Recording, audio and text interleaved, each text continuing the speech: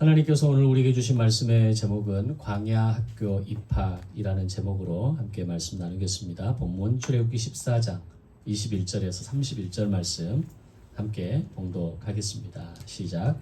모세가 바다 위로 손을 내밀매 여호와께서 큰 동풍이 밤새도록 바닷물을 물러가게 하시니 물이 갈라져 바다가 마른 땅이 된지라. 이스라엘 자손이 바다 가운데를 육지로 걸어가고 물은 그들의 좌우에 벽이 되니 애굽 사람들과 바로의 말들 병거들과 그 마병들이 다 그들의 뒤를 추격하여 바다 가운데로 들어오는지라.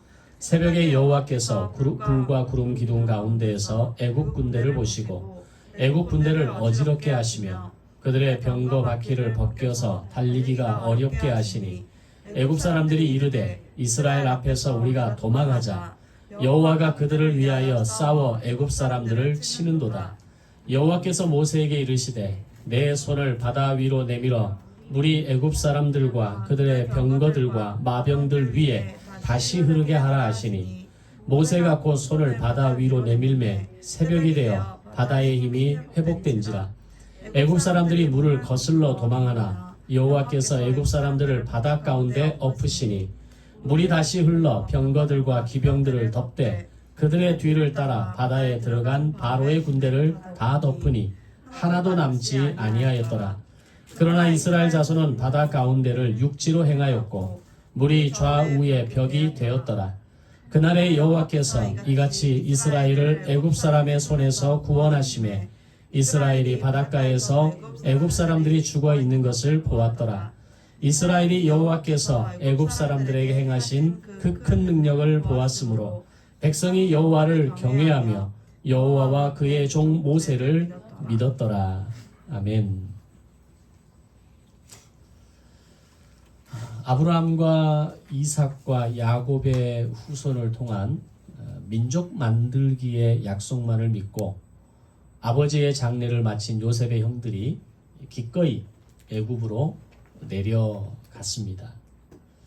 이제 우리는 여기서 머물겠다 말하면 아무도 그들을 말릴 사람도 없었고 더 이상 요셉에 대한 두려움을 가지고 애굽에서 불안하게 살아갈 필요도 없었기에 누구라도 이런 상황에 놓였을 때 내릴 수 있는 최선의 선택은 애굽으로 내려가는 것이 아닌 이곳 가나안에 머물겠다라고 하는 결정이었습니다.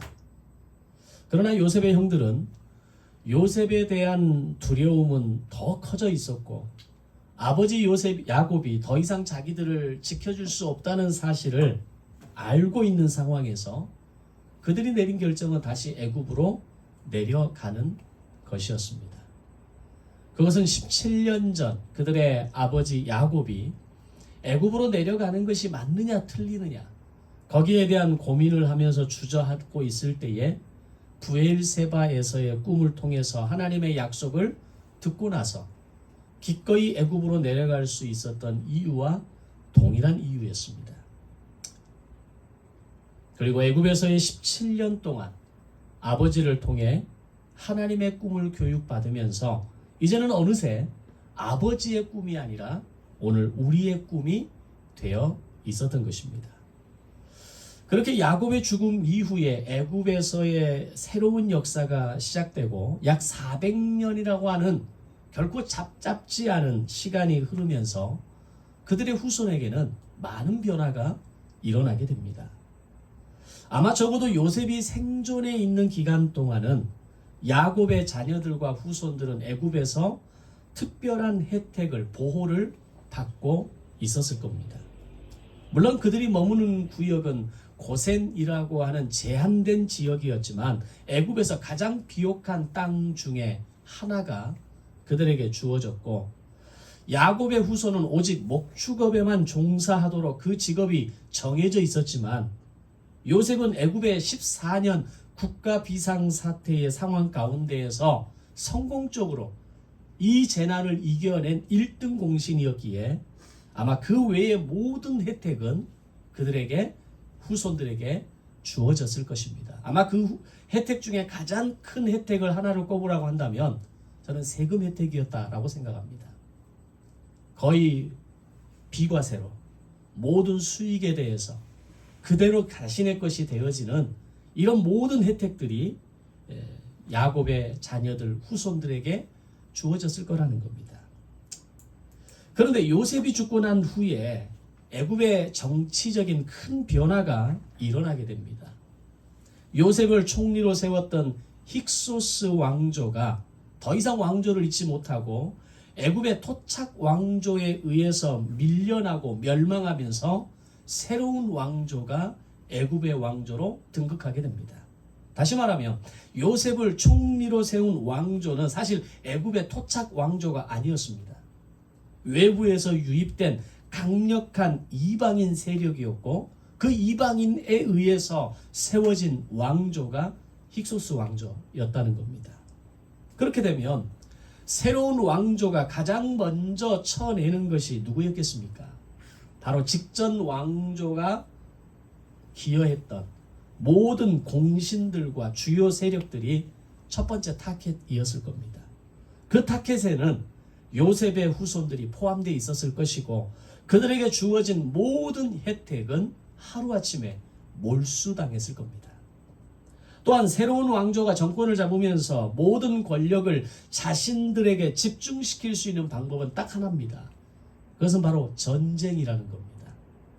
세계사의 역사에서도 신흥 왕조가 세워지고 새로운 정권을 잡을 때, 새로운 정권을 세울 때 그 정권을 강력한 세력으로 무장하고 흩어진 힘을 규합하는 하나의 도구가 전쟁이었습니다. 과거 임진왜란을 일으켰던 토요토미 히데요시도 전국시대의 그 혼란에 빠져있던 일본을 통합하는 과정에서 모든 무사들을 규합하고 그들을 서로 빼앗기고 죽이고 있었던 내부의 칼싸움을 외부의 전쟁으로 바꾸게 됩니다. 그러면서 다른 나라들을 점령하고 그 대가로 막대한 부와 명예를 제공하고 약탈을 허락하면서 동시에 그들의 충성을 받아내는 성과를 이루어내기도 했습니다. 한국전쟁을 일으켰던 김일성도 마찬가지입니다. 해방 이후 이념의 갈등과 근대사의 그 소용돌이 속에서 소위 공산주의 사상을 중심으로 자신의 권력을 정당화하고 이념을 기반으로 힘을 규합하기 위해서 내린 결정이 바로 전쟁이었습니다. 지금의 우크라이나에 대한 러시아의 전쟁도 저는 같은 관점으로 봅니다. 푸틴은 자신의 장기 집권을 가능하게 하고 정당하다는 것을 말하기 위해 잃어버린 우리의 땅, 다시 말하면 크림 땅을 되찾자라는 슬로건을 내세워 전쟁을 시작했지만 진짜 속내는 자신의 장기 집권을 이루어내기 위한 수단입니다. 그래서 최근에 푸틴이 자신의 장기 집권을 위해서 작업들을 시작하고 있는 것을 우리는 보게 됩니다. 그렇게 본다면 마찬가지로 4000년 전 고대 국가였던 애굽이 힉소스 왕조를 밀어내고 새로운 신흥 왕조를 세우면서 이전의 왕조의 공신들을 쳐내는 것이 첫 번째 목표였다면 이제는 애굽을 하나로 묶기 위한 모든 세력들을 자신에게 규합하기 위한 방법은 바로 제국주의였다라는 겁니다. 제국주의를 이루기 위한 본격적인 전쟁 준비 체제로 애굽 전체의 시스템은 바뀌어지게 됩니다. 바로 그 중에 하나가 이제는 가족의 수준에서 민족의 규모로 번성하고 있는 이스라엘에 대한 강제 노역과 핍박이었다는 겁니다. 왜냐하면 이미 이스라엘은 엄청난 숫자로 불어나면서 야곱의 후손은 더 이상 가문의 수준이 아니었습니다. 물론 출애굽 당시에 200만이 넘는 그 정도의 규모의 수준까지는 아직은 아니었겠지만 이미 그들은 히브리 민족이라는 이름으로 새롭게 붙여진 새로운 민족 세력이었고 이런 상황에서 애굽이 제국주의를 시작하고 군대를 이끌고 전쟁에 나가면 자신들의 국가는 텅텅 비어버리게 되는 겁니다. 그런 상황에서 만약에 히브리 민족이 들고 일어나서 나라를 점령한다면 그들이 애써 이루어 놓은 새로운 신흥 왕조도 새로운 제국주의도 아무런 힘이 없어지게 되는 겁니다. 그래서 항상 전쟁을 시작할 때는 내부를 먼저 단속하는 겁니다. 내부에 방해가 될 수 있는 요소들을 제거하고 그들의 힘을 하나로 모으기 위한 작업들을 해나가는 겁니다. 설교 시간에 드라마 얘기를 좀 죄송하지만 요즘 고려거란 전쟁이라는 드라마를 항상 토요일 주일 저녁 되면 제가 거의 본방사수하는 수준으로 지켜보고 있는데 거기서도 그런 이야기가 나옵니다.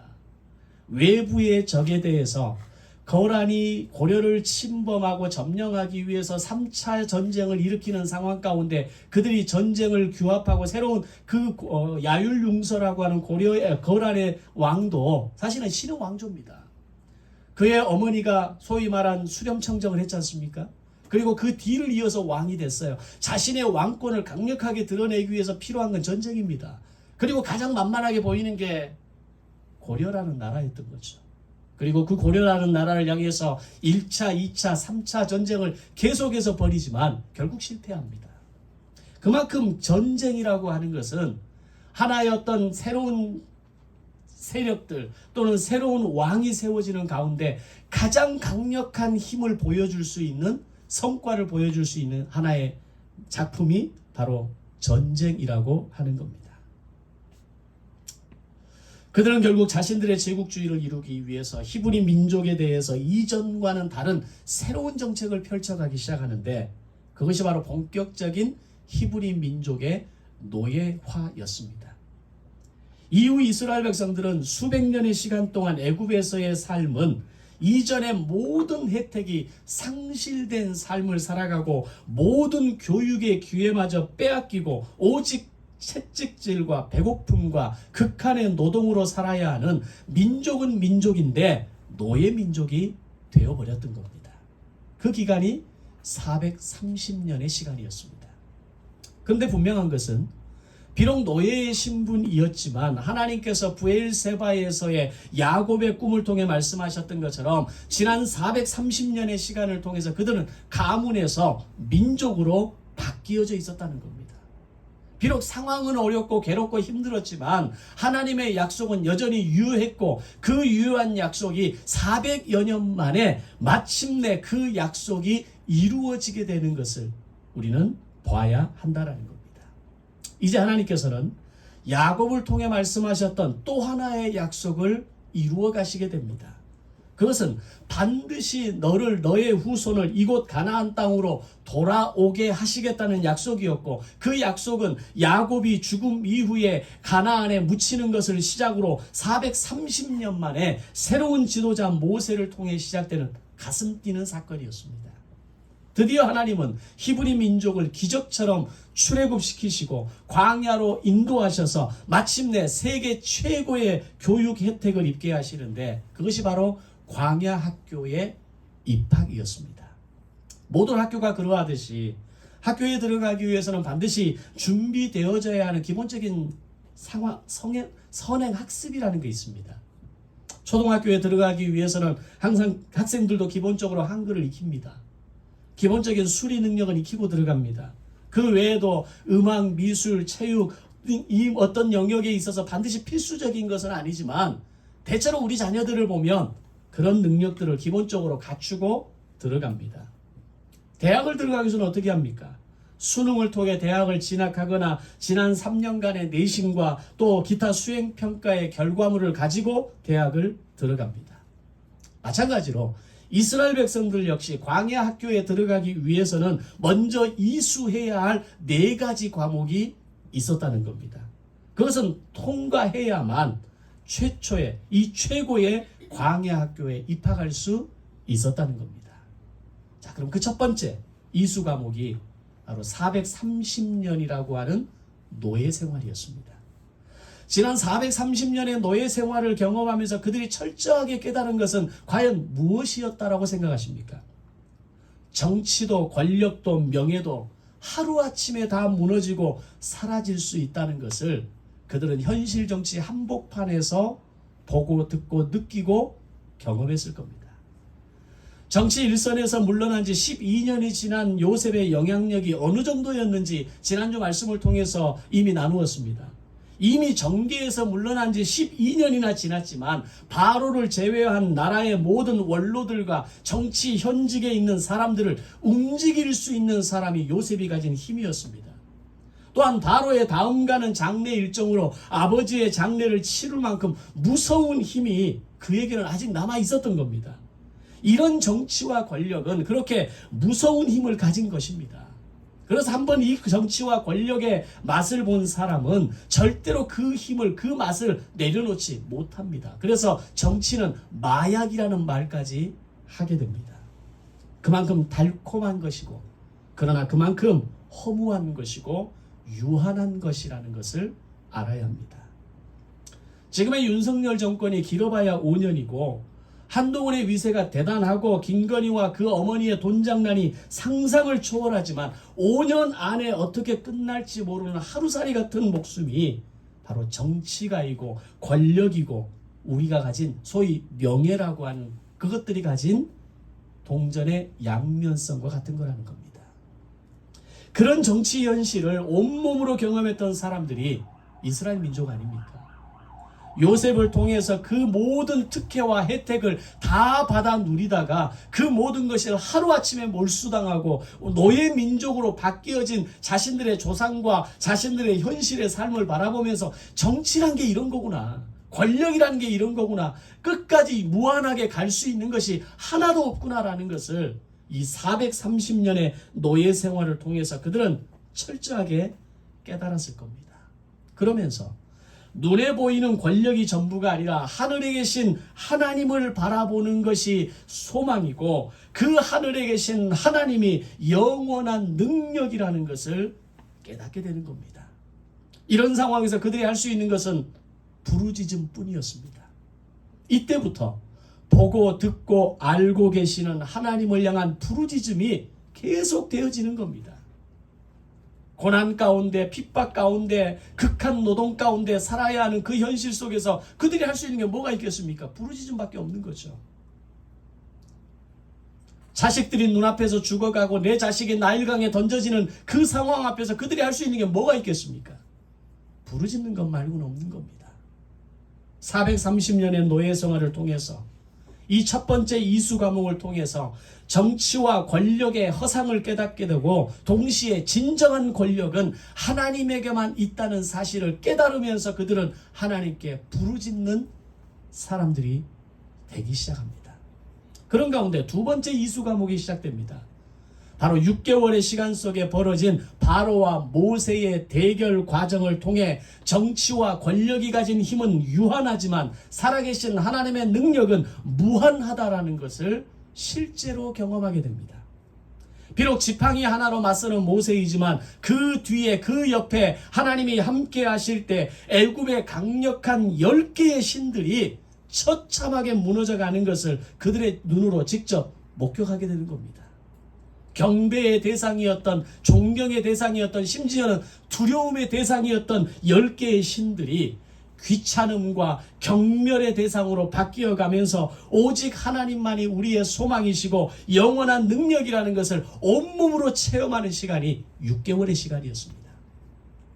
그 6개월의 시간 동안 4번의 재앙들, 4개의 신들에 대해서는 동일한 괴롭힘을 당하지만 이후 6개의 재앙에 대해서는 이스라엘 백성들은 구분되었고 그들은 애굽의 그 재앙의 모습을 지켜보면서 진짜 하나님은 바로가 아니라 살아계신 하나님이구나, 이 사실을 깨달았을 겁니다.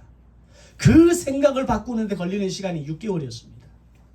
우리가 사고를 바꾼다라는 게 하루아침에 되는 게 아닙니다. 우리의 습관을 바꾸는 게 한 번 내가 마음 먹었다고 해서 바뀌는 게 아닌 겁니다.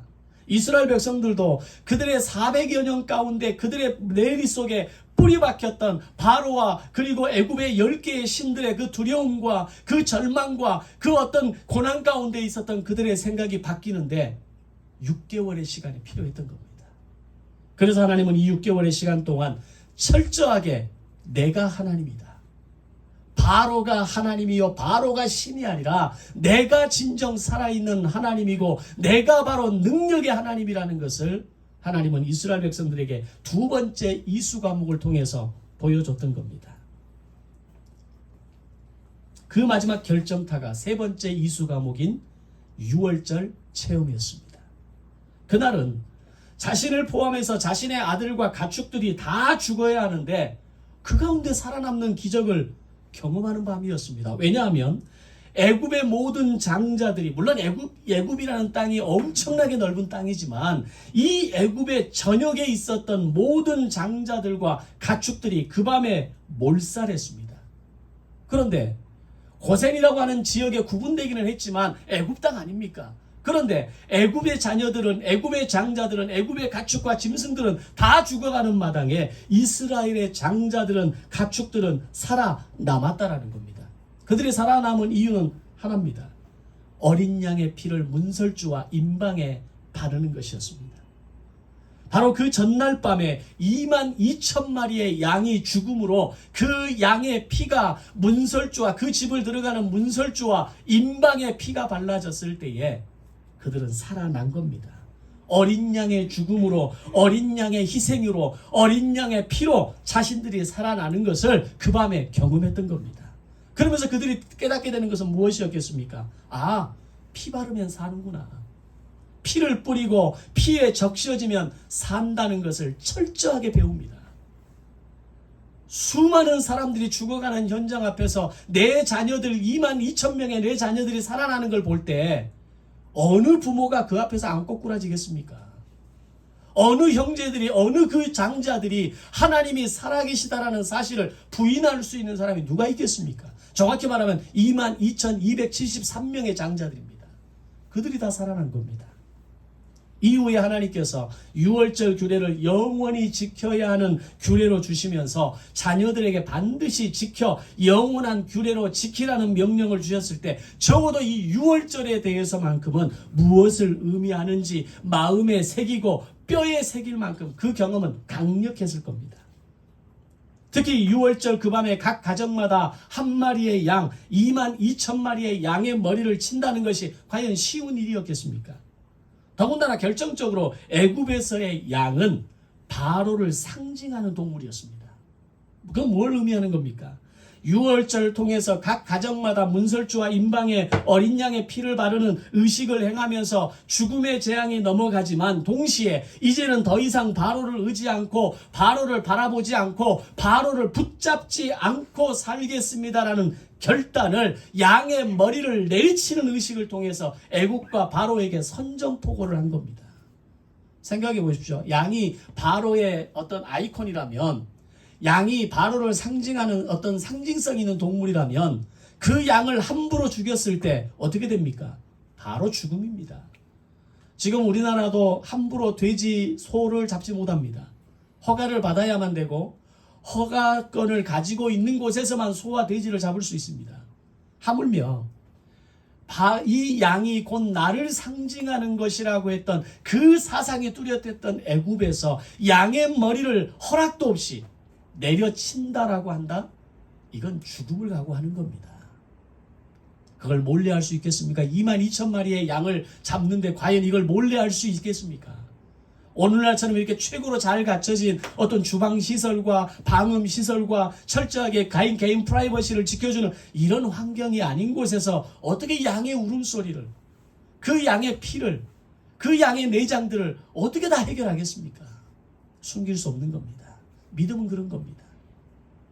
믿음은 숨길 수 없는 겁니다. 내 안에 생명이 있으면 그건 감출 수 없는 겁니다.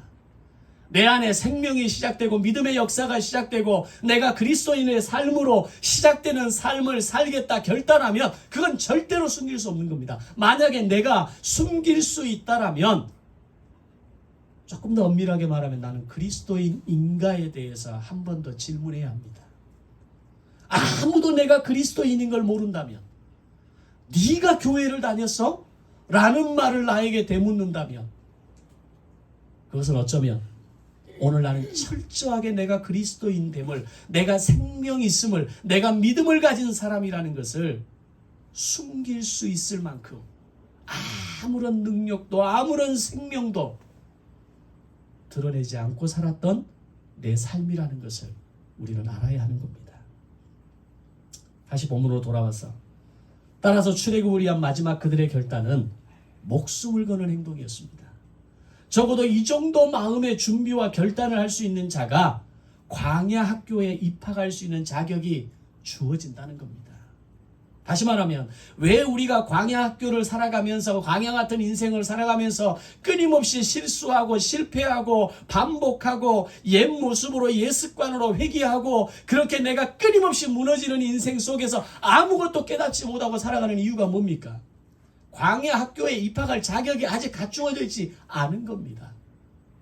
이스라엘 백성들이 430년의 노예를 통해서 6개월간의 바로와 모세의 대결을 바라보면서 6월절 체험의 이 거룩한 사건을 바라보면서 야, 하나님은 정말 살아계시구나. 하나님이 나와 함께 하시면 바로도 아무것도 아니구나. 이 출애굽을 하고 있다는 것이 하나님의 역사였고 나를 위한 하나님의 구원이다라는 사실을 그들이 준비되지 않았다면 광야 학교를 감히 어떻게 들어갈 수 있겠습니까? 그 상태로 들어가면 헤매고 살다 가는 겁니다. 방황하고 죽고 가는 겁니다. 방황하면서 끊임없이 이 세상의 짐을 무게를 내가 다 지고 살아가는 불쌍한 영혼밖에 되지 않는 겁니다. 수고하고 무거운 짐진 자들아 다 내게로 오라고 말씀하셨음에도 불구하고 수고하고 무거운 짐을 내가 여전히 지고 있으면서 왜 하나님 나를 도와주지 않습니까? 왜 나와 함께 하시지 않습니까? 왜 나를 붙들지 않습니까? 우리는 끊임없이 원망과 불평을 쏟아내고 살아가는 겁니다. 수고하고 무거운 짐을 내려놓아라 라고 하면 내려놓으면 되는 겁니다. 맡기면 되는 겁니다. 하나님께 간구하면 되는 겁니다. 그래서 오늘 우리는 광야 학교, 광야 같은 인생을 살아가면서 정말 성공적인 인생을 살아가는 그리스도인도 보지만 반대로 여전히 헤매고 방황하고 고통 가운데 살아가는 그리스도인들도 우리는 많이 보게 된다는 겁니다. 그것은 초대교인들이 그리스도인이 되었다고 말할 때 그들의 결단은 생명을 걸고 시작하는 것과 같은 의미였습니다. 세례를 받는다는 것, 당시 초대교회에서 예수님의 십자가 사건 이후에 내가 예수를 믿는 사람입니다. 그러므로 나는 세례를 받습니다. 세례는 공개적인 세례입니다. 이 세례를 받는다고 하는 것은 지금부터 언제라도 죽어도 좋다는 결단을 내릴 수 있는 사람만이 받을 수 있는 거룩한 표식이었습니다. 즉 초대교회에서의 그리스도인이 된다는 것, 초대교회에서의 그 초대교회 시대 때 세례를 받는다는 것은 죽음을 각오하는 결단이었습니다. 그렇다면 오늘 우리가 그리스도인이 되고 거룩한 성도로 거룩한 제자로 살아간다는 것은 적어도 그 정도의 의미를 부여하고 그 정도의 각오를 내 가슴에 품고 행동하고 결단하는 것이 그리스도인이 된다라고 하는 시작이라는 겁니다.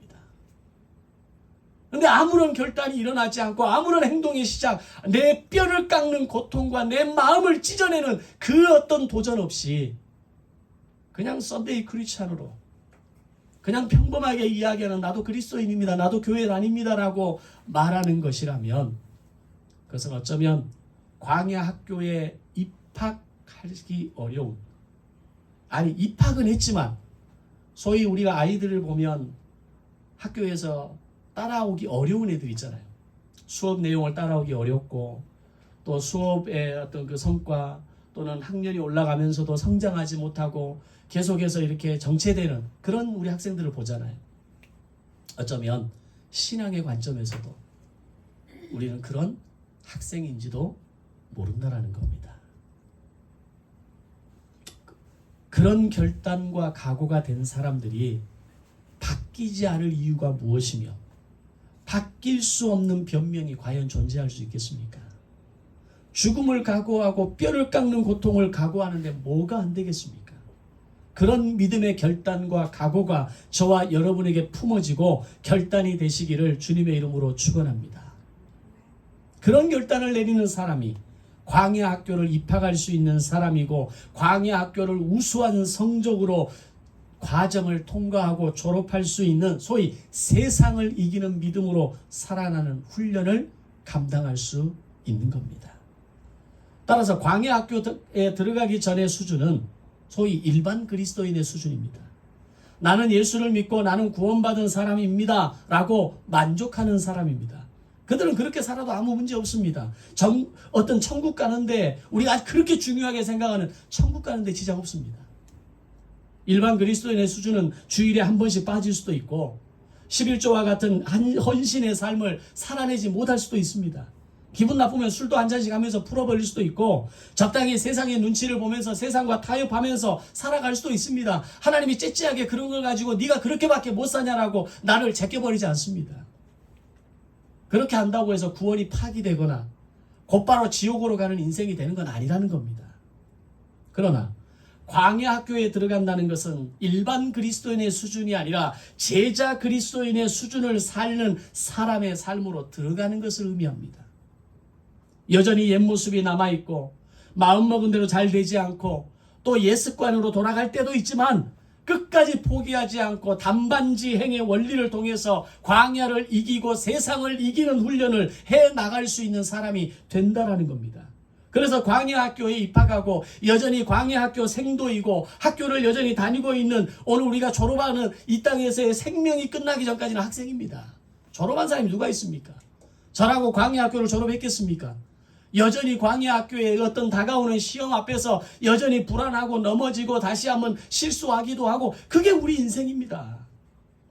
그런데 광야 학교에 입학하고 광야 학교를 우수한 성적으로 졸업하는, 적어도 우수한 성적으로 광야 학교를 다니고 있는 그리스도인의 수준은 제사장 수준의 그리스도인이 되는 겁니다. 주일 성수 11조, 시간과 물질의 헌신에 주저하지 않습니다. 기분 나쁘고 마음 상하면 하나님 앞으로 달려나가서 하나님 앞에 내 마음을 토로하고 오늘 내 마음을 고백하고 오늘 내 안에 하나님의 뜻이 무엇인가를 끊임없이 물으며 나아갈 수 있는 사람이 되는 겁니다. 상한 마음을 하나님께 맡기고 하나님의 때를 물으면서 하나님 앞에서 버틸 수 있는 사람이 제사장 수준의 그리스도인 되는 겁니다. 세상의 타협보다는 내게 주신 말씀의 매뉴얼을 따라서 광야 5대 광야의 매뉴얼을 따라서 살아가기 위해서 자기 경영과 자기 부인의 삶을 살아가는 연습하는 사람이 제사장 수준의 그리스도인이라는 겁니다. 그렇게 제사장 수준의 삶을 사는 그리스도인은 하나님이 그 인생을 책임져 주시는 겁니다. 아멘. 막힌 인생길에서 피할 길을 주시고 끊임없이 감사를 통한 기적을 경험하는 삶을 허락하시고 믿음의 부유함이 무엇인지 그로 인한 풍성함이 무엇인지 쉴만한 물가로 푸른 초장으로 그때마다 인도하시는 것을 경험하게 될 것입니다. 바로 그것이 광야 학교에 입학한 히브리 민족을 향한 하나님의 기대였고 오늘 우리를 향한 하나님의 기대라는 사실을 알아야 합니다. 그렇다면 여러분은 일반 수준의 그리스도인으로 살아가시겠습니까? 아니면 제사장 수준의 그리스도인으로 살아가시겠습니까? 선택은 여러분의 몫입니다. 일반 수준의 그리스도인으로 살아도 천국 가는 데 지장 없습니다. 그것이 내 구원에 있어서 심각한 문제를 일으키는 거 절대 아닙니다. 제가 하는 이 말 믿으셔도 됩니다. 적어도 내가 예수 그리스도로 말미암아 믿음으로 말미암아 내가 구원을 받았다라고 하는 이 믿음의 고백에 아무런 문제가 없다면 일반 그리스도인의 수준 괜찮습니다. 그러나 제사장 그리스도인의 수준의 삶 속에서 누릴 수 있고 경험할 수 있고 온몸으로 체험할 수 있는 부요함과 풍성함의 복은 내 몫이 아닙니다. 여러분은 누구의 수준으로 사시겠습니까? 마지막 네 번째 이수 과목은 홍해 체험이었습니다. 이제는 모든 것을 다 끝내고 드디어 애굽을 탈출했다고 생각하는 순간 그들을 가로막은 것은 거대한 바다 홍해였습니다. 지난 3번의 이수 과목을 통과하면서 그들은 하나님이 어떤 분이신지 온몸으로 경험했고 마음에 새겨질 정도로 엄청난 사건으로 경험했지만 이 홍해를 맞닥뜨리는 순간 그들이 할 수 있는 전부는 원망과 불평이었습니다. 이게 하루아침에 되는 게 아니라니까요. 6개월의 과정을 하나님이 어떻게 하시는가를 다 지켜봤음에도 불구하고 그날 밤에 22,273명의 장자들을 살려두신 하나님을 경험했음에도 불구하고 홍해라는 그 상황이, 홍해라고 하는 그 절망적인 상황이 내 앞을 가로막는 순간 원망과 불평이 쏟아져 나오는 겁니다. 더군다나 자신들을 뒤쫓아오는 애굽의 부대, 병거와 마병을 보게 되었을 때 그 두려움과 공포는 최고조로 상승하게 됩니다. 그때 그들의 입술을 통해 나온 말은 원망과 불평이었습니다. 이들을 우리가 어떻게 욕하겠습니까? 그게 난데. 그게 오늘을 살아가는 우리 자신인데. 야, 여기서도 또 원망과 불평을 하냐, 우리가 어떻게 그런 얘기를 할 수 있겠습니까? 그때 하나님께서는 네 번째 이수 감옥을 경험하게 하십니다. 모세가 뻗은 지팡이의 끝이 바다를 향할 때 바다는 갈라지기 시작했고, 밤새 불어오는 바람에 의해 바닥은 바짝 말랐고, 그 사이를 걸어가는 동안 양쪽에 물벽이 세워진 모습 속에서 지금으로부터 3,500년 전 고대의 첫 아쿠아리움을 그들은 경험하게 됩니다. 그때 그들의 원망이 감사로 바뀌고 불평이 찬양으로 바뀌고, 미리암을 중심으로 여인들이 소고를 치고 찬양을 하며 홍해를 건너게 하신 하나님을 찬양하게 됩니다. 그리고 다시 합쳐진 바닷속으로 수장되는 애굽의 병거와 마병들을 보면서 애굽의 제국주의를 완전히 수장시켜버리고 끝을 내버리시는 하나님의 무서운 진노를 그들은 경험하게 됩니다. 결국 이 사건으로 인해서 애굽의 제국주의는 끝납니다. 애굽의 장자들이 죽는 6월절 밤을 통해서 애굽 군대의 2분의 1, 3분의 1이 날아가 버립니다. 애굽의 차자들이 죽는 홍해 사건을 통해서 애굽의 남은 군대가 전멸해 버립니다. 애굽의 제국주의는 그렇게 끝이 나버리는 겁니다. 정권을 잡고 신흥 세력으로 성장하면서 이제는 이 모든 세력을 규합해서 우리가 강력한 제국을 형성하자 했던 그 애굽마저도 하나님은 꺾어버리시고 그들의 지경을 줄로 그어버리시고 너희는 여기까지다라고 선언해버린 겁니다. 이 네 가지 기본 선행학습을 통해서 이스라엘 백성은 인간이 가진 능력의 한계와 하나님이 가지신 그 무한한 능력을 보고 배우게 된 겁니다. 이 네 가지의 선행학습을 모두 이수하고 마침내 이스라엘 백성들은 광야 학교에 입학할 수 있었던 겁니다. 이 학교의 교장 선생님은 하나님을 향한 절대적인 신뢰와 순종으로 나아가는 하나님의 사람 모세였습니다. 학교의 교육 목적은 지금까지는 민족 만들기라는 주제를 가진 목적으로 여기까지 왔다면, 이제 모세를 통해 새롭게 주신 학교의 목표는 제사장 나라의 거룩 훈련하기로 바뀝니다. 광야 학교를 통해서 이제는 민족 만드는 수준이 아니라 제사장 나라의 거룩한 훈련으로 통해서 모두가 왕 같은 제사장으로 거듭나야 한다라고 그들에게 말씀하고 있는 겁니다. 얼마나 목표가 대단합니까? 민족 만들기는 숫자 불리기입니다. 쉽게 말하면 자녀를 많이 낳아서 더 많은 숫자로 더 많은 민족으로 많아지는 게 민족 만들기 아닙니까? 이것은 열심히 낳기만 하면 되는 겁니다. 그러나 제사장 나라의 거룩을 훈련하는 것은 적어도 이 네 가지 선행학습을 통해서, 그리고 준비된 사람들이 광야 학교를 들어가서 40년 광야 훈련을 통해서만이 만들어질 수 있는 거룩한 주제라는 겁니다.